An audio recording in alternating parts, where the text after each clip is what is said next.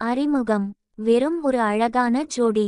எப்போதாவது ஒருமுறை ஒரு பெண்ணிடம் உங்களுக்கு பிடித்தமான எல்லா விஷயங்களாலும் உங்களை அதிர்ச்சிக்குள்ளாக்கும் ஒரு பெண்ணை நீங்கள் காண்பீர்கள்.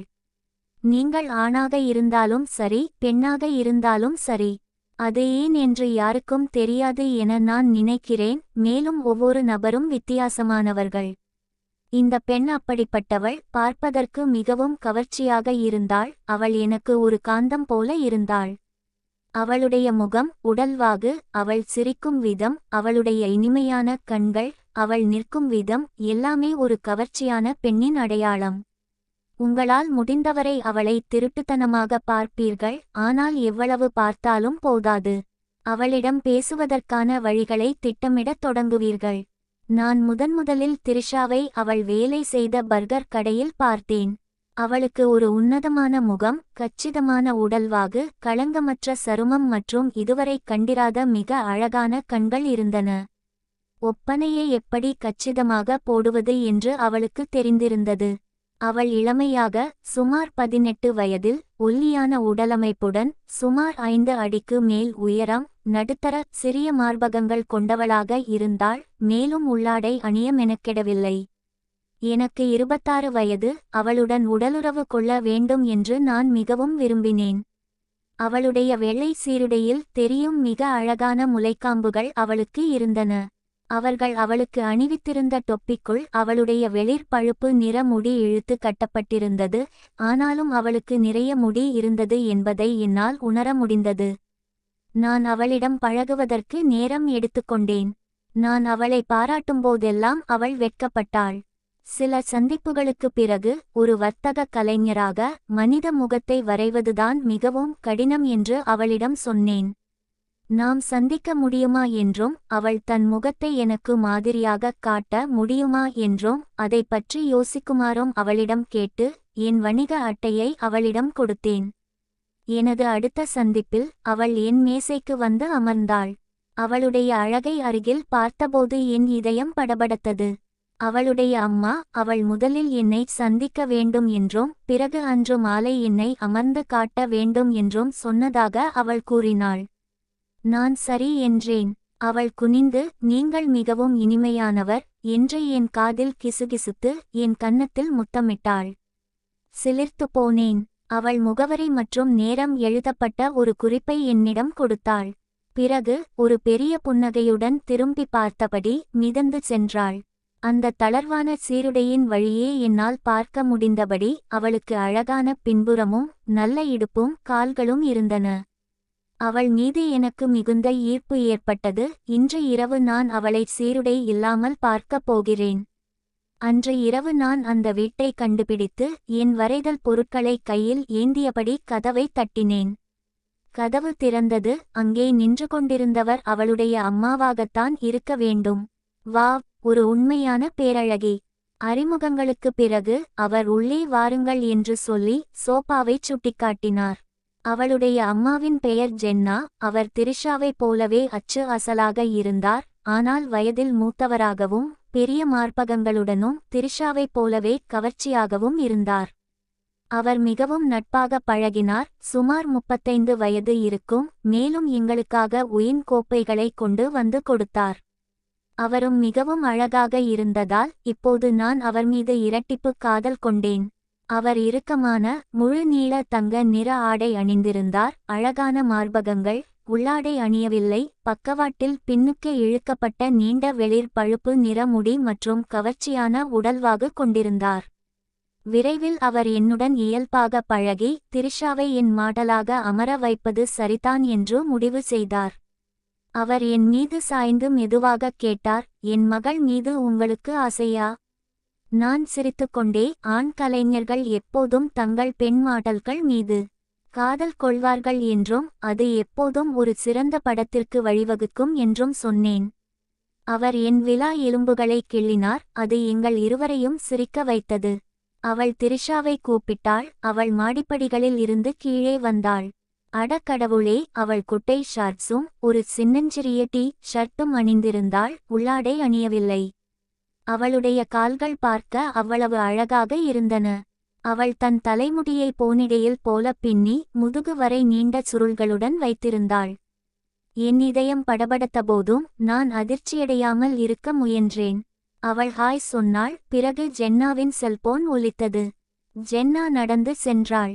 திரிஷா புன்னகைத்து, என் அம்மாவுக்கு என்னை மிகவும் பிடித்திருக்க வேண்டும், ஏனென்றால் என் முதுகுக்குப் பின்னால் அவர் திரிஷாவை பார்த்து கண் சிமிட்டியிருக்கிறார் என்று கிசுகிசுத்தாள். அவள் எங்கே உட்காருவது என்று கேட்டாள். நான் எழுந்து நல்ல வெளிச்சம் உள்ள இடங்களை பார்த்து சமையலறையை தேர்ந்தெடுத்தேன். ஜென்னா தொலைபேசி பேச்சை முடித்துவிட்டு உள்ளே வந்து நான் வரைவதை பார்ப்பதற்காக தன் நாற்காலியை எனக்கு அருகில் சரிசெய்து கொண்டாள். நான் திரிஷாவை எனக்கு விருப்பமான நிலையில் அமர வைத்தேன். அவளும் ஒரு கிளாஸ் ஒயின் வைத்திருப்பதை கவனித்தேன். இப்போது நான் அவளை எவ்வளவு வேண்டுமானாலும் பார்க்கலாம். போனஸாக ஜென்னாவின் கவர்ச்சியான வாசனை திரவியத்தின் வாசனையையும் நுகரலாம். அவளுடைய அழகான முகத்தின் அடிப்படை வடிவத்தை வரைந்த பிறகு நான் அந்த கண்களில் வேலை செய்யத் தொடங்கினேன். என்னால் முடிந்த எல்லா திறமையாளர்களையும் வரவழைத்தேன். அவளுடைய கண்கள் உயிர் பெற்றன. ஜென்னா சொன்னாள், வாவ், அவன் உன் கண்களை மிகச் சரியாக வரைந்திருக்கிறான் ட்ரிஷா பார்க்க எழுந்தாள். நான் அவளை தடுத்தேன். இரட்டை மேற்கோள்குறி. இல்லை, முதலில் உன் கண் ஒப்பனை பொருட்களை எல்லாம் எடுத்துக்கொண்டு இங்கே கீழே கொண்டு வா. அவள் அதை எடுக்க மாடிக்கு ஓட்டினாள். நான் அவளுடைய மகள் மிகவும் அழகாக இருக்கிறாள் என்றும் அவளும் அப்படித்தான் என்றும் சொன்னதும் ஜென்னா பெரிதாக புன்னகைத்தாள். அது என் வேலையை எளிதாக்கியது.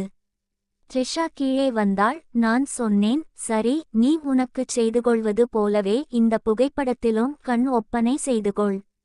அவள் என் நாற்காலியில் அமர்ந்தாள். ஜென்னா அவளுக்கு பயிற்சி அளிக்க அவள் புகைப்படத்தில் அதை பூசினாள். அருமை என்று ஜென்னா சொன்னாள். அவர்கள் இருவரும் எழுந்து என்னை அணைத்து கொண்டனர். ஜென்னின் உறுதியான மார்பகங்கள் என் மார்பிலும் பக்கத்திலும் பதிந்தன. என் விரைப்பு என் கால்சட்டையிலிருந்து வெளியேற முயன்றதால் நான் உட்கார வேண்டியிருந்தது. நான் ஒரு இடைவெளி எடுத்தேன். பிறகு ட்ரிஷா என்னை இழுத்துக்கொண்டு வரவேற்பறை சோபாவிற்குச் சென்றாள். ஜென்னா தன் கைபேசியில் ஒருவருக்கு அழைப்பு விடுத்து ஓயாமல் பேசிக்கொண்டிருந்தாள். ட்ரிஷா என் இடதுபுறம் அமர்ந்து என் இடது கையை பிடித்தாள். அவள் சொன்னாள், அவளுடைய அம்மா பேசிக்கொண்டே இருப்பார், ஆனால் நாம் இங்கே தனியாக பேசலாம். நாங்கள் சோபாவின் நடுவில் அமர்ந்தோம். நான் பக்கவாட்டில் திரும்பி என் வலது கையால் அவள் முகத்தை ஆராய்வது போல் பாசாங்கு செய்தேன். அவள் கன்னத்தையும் சுற்றிலும் தொட்டு அவள் கூந்தலுடன் விளையாடி அவளது மென்மையான உதடுகளை தொட்டேன். அவள் நடுங்கி என் கையை இறுக்கினாள். பிறகு என் வலது கையை தன் சூடான வயிற்றுக்கு இழுத்தாள். நான் சொர்க்கத்தில் இருந்தேன். நான் அவளது மென்மையான கழுத்தையும் தோள்களையும் தொட்டபோது அவள் மூச்சுத்திணறலுடன் தலையை பின்னால் சாய்த்தாள். நான் மீண்டும் அவள் உதடுகளை மென்மையாக உணர்ந்தபோது அவள் கண்கள் மூடிக்கொண்டன. அவள் தன் இடது கையால் என் விரல்களை முத்தமிட்டாள். பதிலுக்கு நான் குனிந்து அவள் விரல்களை முத்தமிட்டேன். அப்போதுதான் அவள் அம்மா தொலைபேசியில் பேசுவது எங்களுக்கு கேட்கவில்லை என்பதை நான் கவனித்தேன். அவள் அம்மா எங்கே இருக்கிறார் என்று பார்க்க நான் சுற்றிலும் பார்த்தேன். சுவரில் இருந்த ஒரு பெரிய கண்ணாடி படச்சட்டத்தில் அவளுடைய பிம்பத்தை பார்த்தேன். படிக்கட்டில் நிழலில் அவள் அமர்ந்திருப்பதை என்னால் மங்கலாக பார்க்க முடிந்தது. அவள் எங்களை பார்த்து கொண்டிருந்தாள். அவளுடைய ஆடை மேலே தூக்கப்பட்டிருந்தது. அவளுடைய கை விரிந்த கால்களுக்கு இடையில் இருந்தது. அவளுடைய அம்மா எங்கே என்று நான் திரிஷாவிடம் கிசுகிசுத்தேன். அவள் கிசுகிசுத்தாள். அவள் பயங்கர காமவெறியுடன் இருக்கிறாள். அவளுக்கு ஒரு காதலன் கிடைத்தால் நன்றாக இருக்கும். நான் 2 பெண்களை காமவெறி கொள்ளச் செய்கிறேன் என்று நினைத்து தொடர்ந்தேன். நான் திரிஷாவின் முகத்திலும் பின்னர் உதடுகளிலும் முத்தமிட ஆரம்பித்தேன். அவள் மூச்சு வாங்க ஆரம்பித்தாள். எங்கள் நாக்குகள் காட்டுத்தனமாக அசைந்தாட அவள் என்னை மிகவும் சூடாக முத்தமிட்டாள். நான் அவளுடைய குட்டை மேலாடைக்குள் என் கையை நுழைத்து அந்த அற்புதமான சிறிய மார்பகங்களையும் காம்புகளையும் உணர்ந்தேன். அவள் என் மீது கை நீட்டி என் விரைத்த ஆணுறுப்பை தடவினாள்.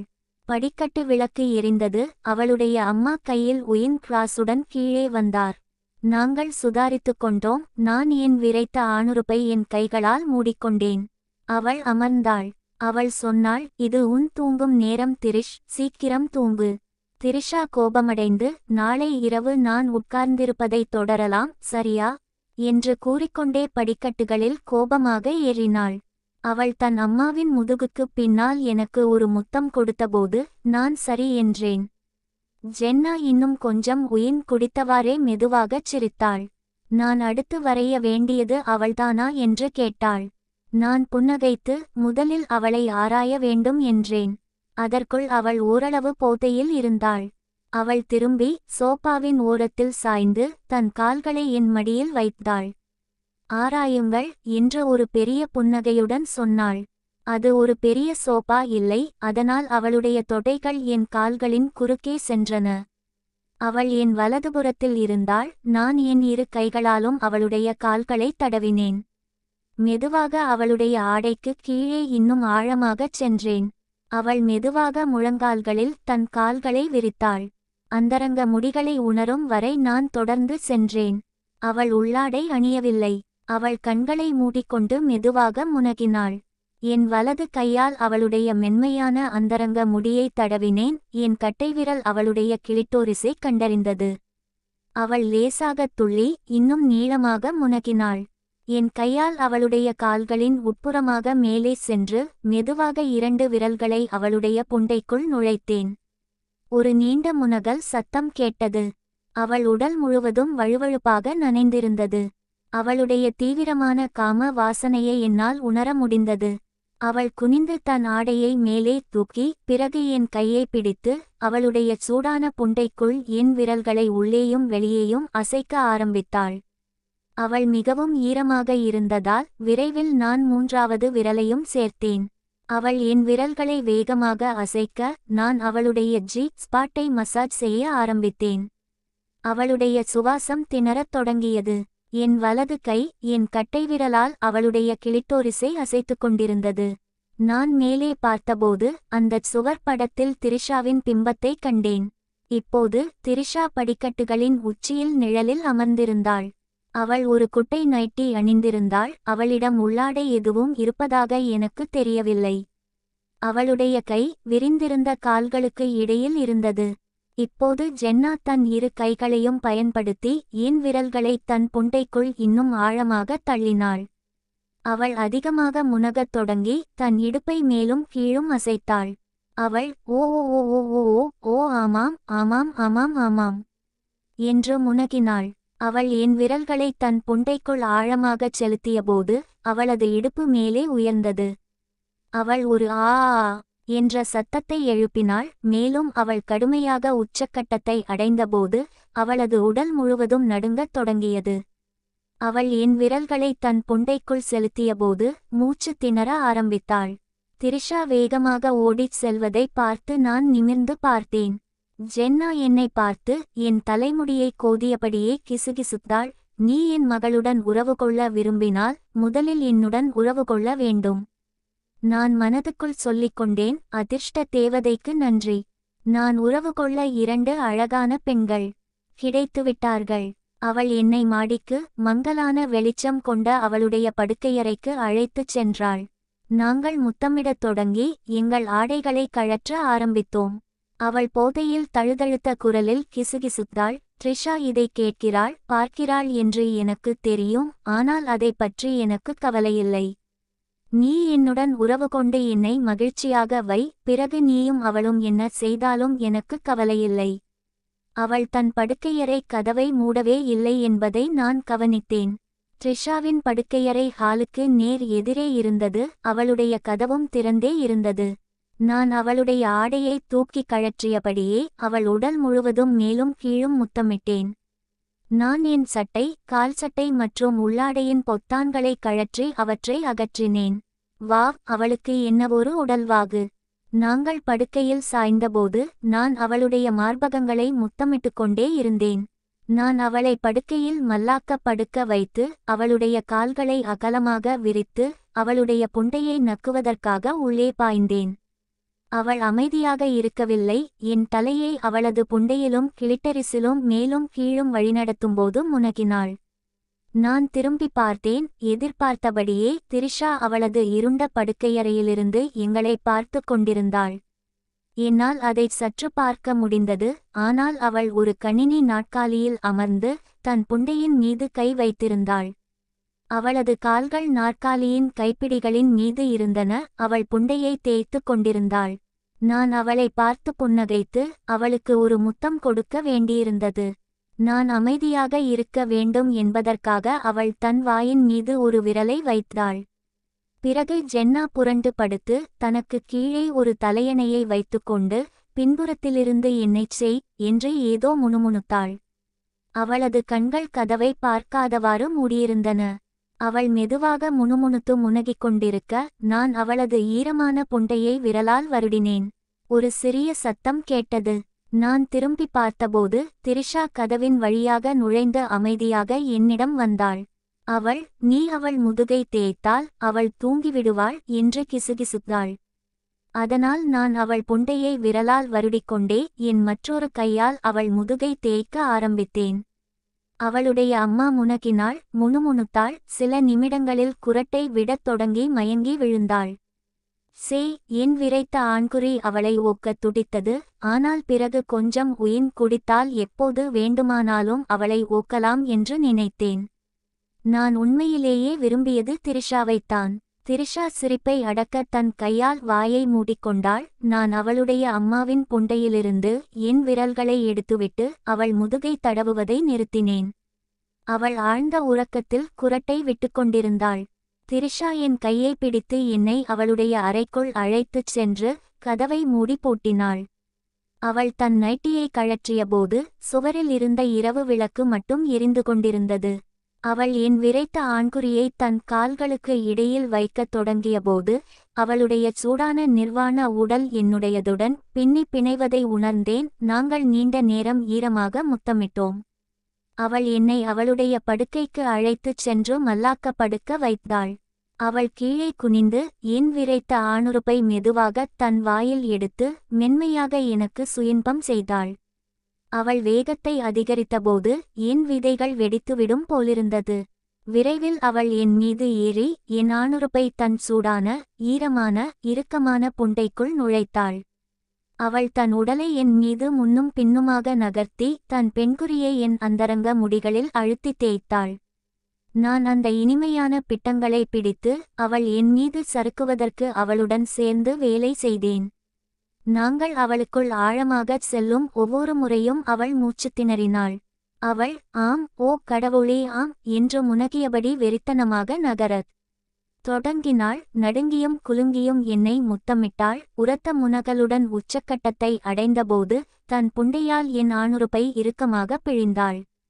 நான் அவளை திருப்பி போட்டேன். நான் அவள் புண்டையை நக்குவதற்காக கீழே சறுக்கியபோது அவள் தன் கால்களை என்னை சுற்றி போட்டு கொண்டாள். நான் அவள் பெண்குறியைச் சப்பி புண்டைக்குள் விரல்களை விட்டபோது அவள் மீண்டும் மீண்டும் துள்ளினாள். அவள் கத்தினாள், கடுமையாக நடுங்கினாள், மீண்டும் உச்சக்கட்டத்தை அடைந்தாள். தன் உடலை இறுக்கி முனகியபடி தன் புண்டையை என் நாக்கில் முறுக்கினாள். அவள் என் ஆண்குறியை நோக்கி கையை நீட்டி, ஓ கடவுளே, உள்ளே போடு என்று முனகியபோது நான் மேலே நகர்ந்து அவளுடைய அழகான மார்பகங்களில் இருந்த விரைப்பான சிறிய காம்புகளைச் சப்பினேன்.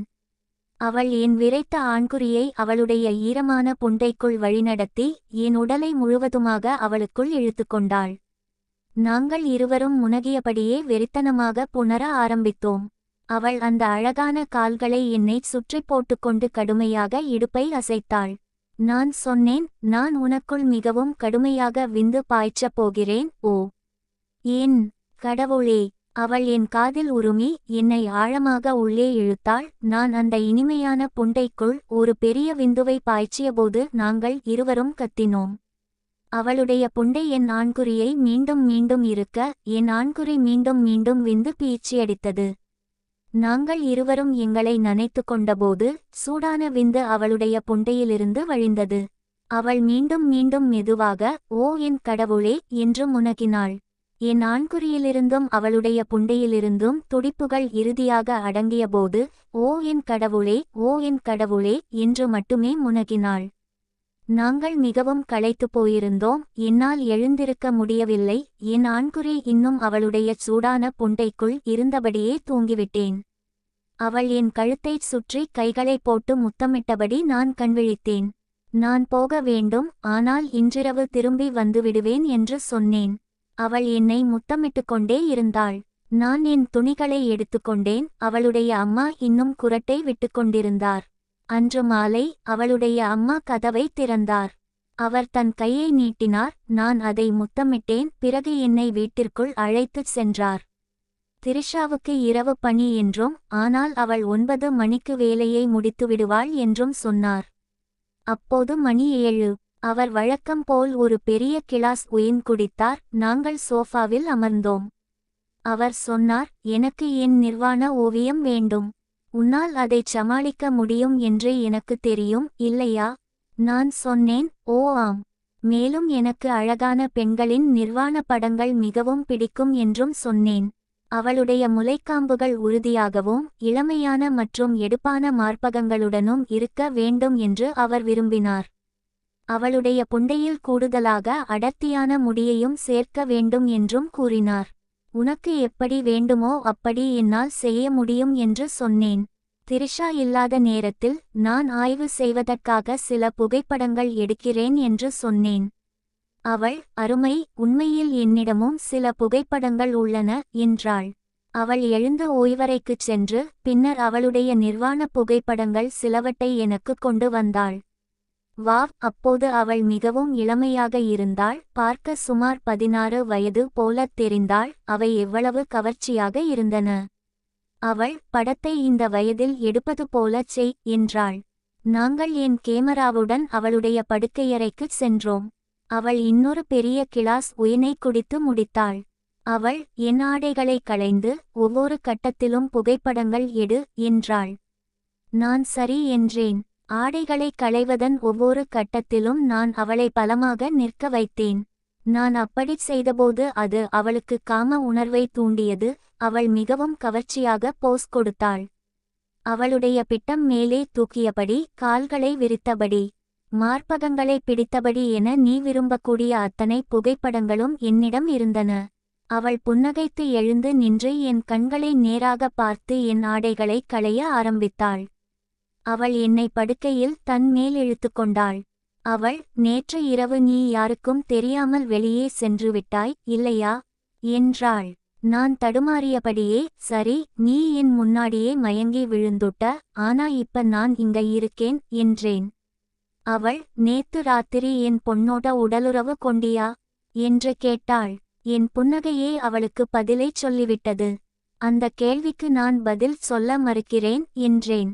அவள் ஒரு கவர்ச்சியான புன்னகையுடன், அடக்கடவுளே, நான் தான் உன்னோட முதல்ல உடலுறவு கொள்ள நினைத்தேன். சரி, நீ அவளுக்கு என்ன செஞ்சேனோ அதை இப்ப எனக்கும் செய் என்றாள். நாங்கள் இருவரும் புன்னகைத்தோம். நான் அவளை எழுந்து நிற்க வைத்து நடந்ததை அப்படியே மீண்டும் நடித்துக் காட்டினேன். அவள் திரிஷாவை விட கடுமையாக புணர்ந்தாள், அதிகமாக நெளிந்தாள். அவள் தன் மகளை மிஞ்ச முயற்சிக்கிறாள் என்று நினைக்கிறேன். அவள் சத்தமாக முனகினாள். அதுவே அவளுக்கு கிடைக்கப் போகும் கடைசி ஆண்குறி என்பது போல உடலை நெளித்தாள். நான் திரிஷாவுடன் செய்ததை விட நாங்கள் அதிகமாகச் செய்தோம். நான் அவளை பின்புறமிருந்து புணர்ந்தேன். அது அவளுக்கு மிகவும் பிடித்திருந்தது. பிறகு நான் அவளை திருப்பிப் படுக்க வைத்து அவளுடைய கால்களை என் தோள்களில் போட்டு அவளை கடுமையாக புணர்ந்தேன். அவளுக்கு கடுமையாக புணர்வது பிடித்திருந்தது. எங்கள் உடல்கள் ஒன்று சேர அறைந்தபோது அவள் என்னை பலமாக இழுத்தாள்.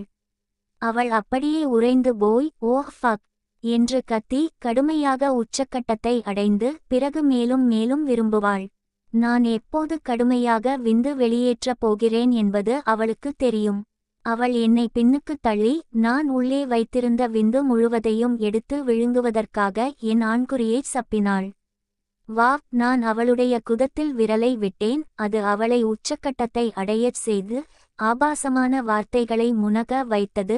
என்னை கடுமையாக ஊழ், என் புண்டையைச் சப்பு, என் முலைக்காம்புகளை இன்னும் கடுமையாகச் சப்பு, என்னை ஆழமாக ஊழ், என்னை விந்துவால் நிரப்பு. அவள் ஓக்கும்போது ஒரு அற்புதமான மிருகமாக இருந்தாள். நாங்கள் மிகவும் களைத்து போயிருந்தோம். இறுதியில் அவள் முனகியபடியே மயங்கி விழுந்தாள். அப்போது இரவு 9 மணி. நான் உடை அணிந்து திரிஷாவுக்காக காத்திருந்தேன். அவள் உள்ளே வந்து என்னை மிகவும் சூடாக முத்தமிட்டாள். பிறகு சுற்றிலும் முகர்ந்து பார்க்க ஆரம்பித்தாள். என் மீது அவளுடைய அம்மாவின் வாசனை திரவியத்தின் வாசனையை அவள் உணர்ந்தாள். அவள் புன்னகைக்க ஆரம்பித்து, என் அம்மா உன்னை பிடித்துவிட்டார்கள் இல்லையா என்றாள். மீண்டும் அந்த கேள்விக்கு நான் 5வது திருத்தத்தை பயன்படுத்த விரும்புகிறேன் என்று சொன்னேன். அவள் என்னை முத்தமிட்டு, இந்த முறை என்னை பகிர்ந்து கொள்வதில் தனக்கு எந்த பிரச்சினையும் இல்லை என்று சொன்னாள். ஏனென்றால் நேற்றிரவு அவள் தாமதமாக வேலை செய்ததாலும் நானும் அவளும் மிகவும் சோர்வாக இருந்தோம். அதோடு நான் அவளுடைய அம்மாவை ஓத்ததும் ஒரு காரணம். புதன்கிழமை இரவு முழுவதும் நான் அவளுக்கு மட்டுமே சொந்தம் என்றும் அம்மா இரவு முழுவதும் வெளியூரில் இருப்பார் என்றும் அதனால் நான் நன்றாக ஓய்வெடுக்க வேண்டும் என்றும் அவள் சொன்னாள். நானும் அம்மாவும் ஒரு போட்டோஷூட் நடத்தினோம் என்றும் இப்போது என்னிடம் அவளுடைய நிறைய புகைப்படங்கள் இருப்பதாகவும் அவளிடம் சொன்னேன். அதற்கு அவள், ஆம், அவளுடைய அம்மா நிர்வாணமாக புகைப்படம் எடுத்துக் கொள்வதை மிகவும் விரும்புவார் என்றாள். நான், உன்னுடைய ஒரு புகைப்படம் வேண்டும் என்று சொன்னேன். திரிஷா ஒரு கலை படத்திற்காகவும் ஒரு நிர்வாண படத்திற்காகவும் கேட்டாள். அவள் அகலமாகச் சிரித்துக்கொண்டே, என்னுடைய நிர்வாண படம் வேண்டுமா என்று கேட்டாள். ஆம், ஒரு நொடி கூட ஆகாது. ஓ ஓ ஓ ஓ, எனக்கு அது பிடிக்கும் என்று நினைக்கிறேன். அவள் அங்கேயே ஆடைகளை களையத் தொடங்கினாள். அவளுடைய அம்மாவைப் போலவே நான் அவளை நிர்வாணமாக புகைப்படம் எடுப்பதை நினைத்த மாத்திரத்திலேயே அவளுக்கு காம உணர்ச்சி ஏற்பட்டது. அவள் சில பெண்களின் படங்களை பார்த்ததாகவும் ஆண்கள் மிகவும் கிளர்ச்சியடைந்து அந்த படங்களில் விந்து வெளியேற்றியதாகவும் என்னிடம் சொன்னாள். அவள் என் காதில் கிசுகிசுத்தாள். உங்களுக்கு மிகவும் பிடித்த படத்தை எடுத்து எனக்காக அதில் விந்து வெளியேற்றுவீர்களா? நான் சொன்னேன், நான் அதைவிடச் சிறப்பாகச் செய்வேன். உன்னை பற்றி மட்டுமே நினைத்துக்கொண்டு நான் படத்தில் விந்து வெளியேற்றுவதை நீ பார்க்கலாம். உண்மையான படத்தை நீயே வைத்துக்கொள். அதை கேட்டதும் அவளுக்கு மிகவும் காம உணர்ச்சி ஏற்பட்டது. அவசரமாக தன் ஆடைகள் அனைத்தையும் கழற்றியபோது அவள் மூச்சு திணறினாள். அவள் பார்ப்பதற்கு மிகவும் கவர்ச்சியாக இருந்தாள். சிறிய அழகான மார்பகங்கள், இன்னும் 14 வயது பெண்ணைப் போல உறுதியான பின்புறம். நான் அவளை சோபாவில் அமர வைத்து படமெடுத்தேன். அவள் ஒரு படத்தை மட்டுமல்ல, எல்லாவற்றையும் செய்தாள். நான் அவளுடைய சிறிய புண்டையையும் அந்தரங்க முடியின் சிறிய பகுதியையும் கூட நெருக்கமாக படம் பிடித்தேன். புதன்கிழமை நாம் கணினி முன் அமர்ந்து நான் விந்து வெளியேற்றுவதற்கு சிறந்த ஒன்றை தேர்ந்தெடுப்போம் என்று அவளிடம் சொன்னேன். எங்கள் நாக்குகள் வெறித்தனமாக இயங்க அவள் என்னை நீண்ட நேரம் சூடாக முத்தமிட்டாள். நான் அவளுடைய புண்டையை தடவிக் கொண்டிருந்தபோது அவள் என் விரைத்த ஆணுறுப்பை தேய்த்தாள். நான் குனிந்து அவளுடைய புண்டையை முத்தமிட்டேன். நான் கிளம்ப வேண்டியிருந்ததால் அவளுக்கு உடல் சிலிர்த்தது. நான் கிளம்புவதை அவள் விரும்பவில்லை. மேலும், புதன்கிழமை நீ முழுவதும் என்னுடையவள், நான் உன்னை என் படுக்கையறையில் பூட்டி வைக்கப் போகிறேன் என்று சொன்னாள். புதன்கிழமை இரவு வந்தது. அவள் என்னை அவளுடைய படுக்கையறைக்கு இழுத்துச் சென்றாள். நான் அவளுடைய மேலாடையை கழற்றவும் அவள் என் ஆடைகளை கழற்றவும் நாங்கள் சூடாக முத்தமிடத் தொடங்கினோம். அவள் இப்போது நிர்வாணமாக இருந்தாள். எப்போதும் போல் கவர்ச்சியாக காட்சியளித்தாள். நான் அவளுடைய இனிமையான மார்பகங்களை முத்தமிட்டு அவளுடைய சூடான அழகான உடலை தேய்த்தேன். அவள் மண்டியிட்டு என் ஆணுறுப்பை உறிஞ்சினாள். நான் மல்லாந்து படுத்திருக்கும்போது என் ஆணுறுப்பின் மீது அமர்வதுதான் அவளுக்கு மிகவும் பிடித்தமானது என்று எனக்கு தெரியும். நாங்கள் முத்தமிட்டு கொண்டே அவளை தூக்கி படுக்கையில் என் மேல் வைத்தேன். அவள் என் ஈரமான ஆணுறுப்பை தன் சூடான புண்டைக்குள் மெதுவாகச் செருகினாள். அவள் அதன் மீது மேலும் கீழும் நகர ஆரம்பித்ததும் நான் அவள் வீட்டரை மசாஜ் செய்ய என் கையை நீட்டினேன். இதற்கு முன் யாரும் அப்படிச் செய்ததில்லை. அவள் மீண்டும் மீண்டும் முனக ஆரம்பித்தாள். அவள் என் மீது சாய்ந்து தன் வழுவழுப்பான புண்டையால் என் சுன்னியை பலமாகத் தேய்த்து தன்னை பலமாக புணருமாறு முணுமுணுக்க ஆரம்பித்தாள். நான் அவள் பிட்டங்களை பிடித்து என் சுன்னியை ஆழமாக உள்ளே செலுத்த ஆரம்பித்தேன். அவள் மூச்சு திணறி சத்தமாக முனக ஆரம்பித்தாள். சி ஓ ஆமா ஆமா ஆமா ஆமா என்று கூறி தன் முழு உடலையும் என் மீது இறுக்கினாள். என்னால் மேலும் அடக்க முடியவில்லை. என்னால் முடிந்தவரை வேகமாக அவளை புணர்ந்தேன். எங்கள் உடல்கள் ஒன்றோடொன்று மோதிக்கொண்டன. அவள் கத்த ஆரம்பித்தபோது அவளுடைய இறுக்கமான இளம் புண்டை என் சுன்னியைச் சுற்றியிருந்த ஒரு இடுக்கி போல அதை இறுக்கியது. நாங்கள் இருவரும் சத்தமாக கத்தியபோது என் விதைகள் என்னை மிகவும் இறுக்கமாக இழுப்பதை உணர்ந்தேன். என் விந்து வெள்ளம் அவள் உள்ளே பாய்ந்தது. அவள் ஆமா என்று கத்தினாள். நான் மீண்டும் மீண்டும் உந்தும்போது என் விந்தின் ஒவ்வொரு துளியும் அவளுக்குள் செல்லும் வரை அவள் தன் திரவங்களால் என்னை நிரப்பினாள். எங்களிடமிருந்து எங்களால் பெற முடிந்த அனைத்தையும் உணர்வதற்காக நாங்கள் நெளிந்து நடுங்கினோம். அவளது நடுங்கும் விரல்கள் கீழே சென்று எங்கள் விந்தையும் திரவங்களையும் உணர்ந்தன. அவள் தன் நடுங்கும் விரல்களைச் சுவைத்தாள். நான் வீட்டிற்கு வண்டி ஓட்டிச் சென்றபோது மிதப்பது போன்ற ஒரு உணர்வு எனக்கு நினைவிருக்கிறது. அவளுடைய சூடான உடல் என்னை சுற்றி இறுக்கி பிடித்து என்னை மிக கடுமையாக புணர்ந்ததை என்னால் இன்னும் உணர முடிந்தது. 26 வயது ஆணின் கீழ் ஒரு 18 வயது பெண் இருப்பதைப் போல வேறு எதுவும் இல்லை. எதுவுமே இல்லை.